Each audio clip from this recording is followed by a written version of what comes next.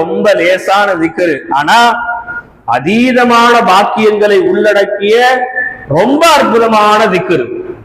நபி ஸல்லல்லாஹு அலைஹி வஸல்லம் அவங்க சொல்லக்கூடிய ஒரு செய்தி மிஷ்காத்தில் பதிவு செய்யப்படுகிறது. சொர்க்கத்தினுடைய இடங்களை பத்தி ரசூல் ஸல்லல்லாஹு அலைஹி வஸல்லம் அப்படி விவரிச்சாங்க.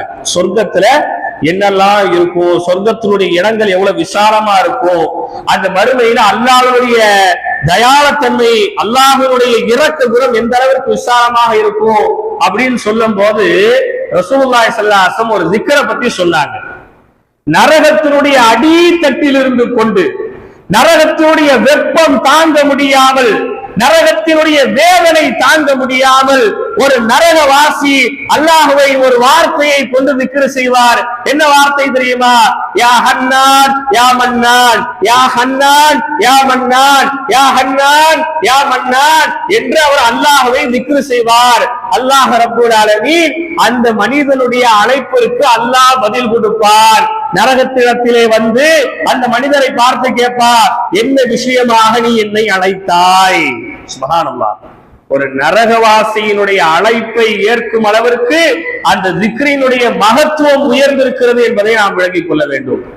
அப்ப அந்த நரகவாசி சொல்வாரு, யா அல்லாஹ், இந்த நரகத்தினுடைய வேதனை எனக்கு தாங்க முடியல ரப்பே, ரொம்ப அடியில நான் கிடக்கிறேன், என்ன அப்படி நரகத்திலிருந்து கொஞ்சம் மேல நீ தூக்கி வச்சிட்டனா இந்த வெப்பம் கொஞ்சம் குறைஞ்சிரும், கொஞ்சம் அதை மட்டும் நீ எனக்காக செய்ய.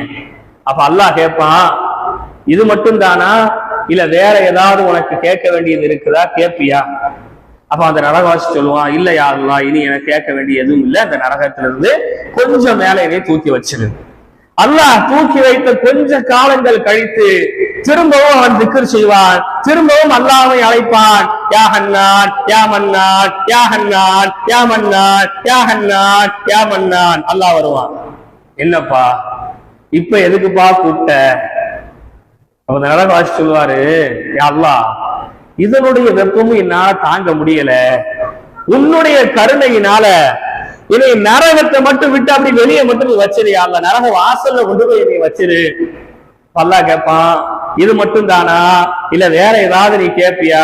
அப்ப அந்த நரகவாசி சொல்லுவான், இல்ல யா அல்லாஹ், இனி உன்கிட்ட ஒண்ணுமே நான் கேட்க மாட்டேன், இனி அப்படி நரகத்தை விட்டு லேசா வெளியே மட்டும் தூக்கி வச்சிரு.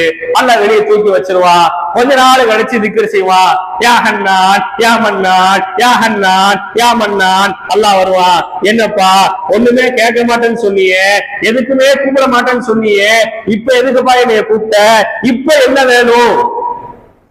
சொல்லுவானா, யா அல்லாஹ், இந்த சொர்க்கத்துக்கும் நரகத்துக்கும் இடையில ஒரு மரம்